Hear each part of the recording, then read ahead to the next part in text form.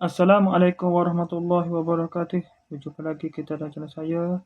Masa yang sama juga iaitu hari Jumaat 14 Mac 2025 Masehi bersama dengan 13 Ramadan 1440 Hijriah. Tadi lupa tadi tak macam buat video dari depan. Ada tu kata.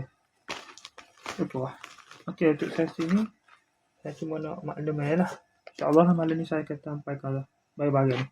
Banyak sampai pada 3 lepas dah tu. Tak ada review dah. Cuma nak reviewnya bagi-bagi ni saya akan sampaikan, insyaAllah saya akan sampaikan malam ni. Segi terawih aja lah. Ni pelancar juga di suku. Hak ni pelancar suku juga tapi kerjasama dia jadi dua selalu. Hak ni hak public tu, lepas tu anda dia, lepas tu ni pula pelancar hak asas sini tu. Jadi begini. Lepas tu ni cukup perhatian daripada hak. Menggoda pula hak ni pula.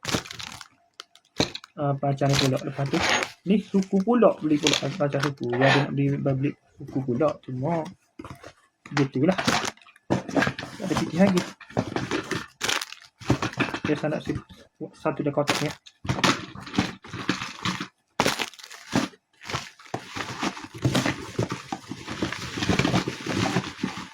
InsyaAllah malam ni saya akan bagi malam ni dah ni.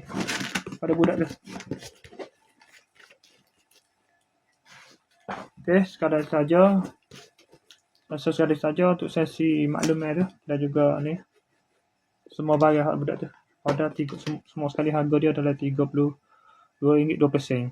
Sekadar saja. Assalamualaikum. Jumpa lagi. Bye.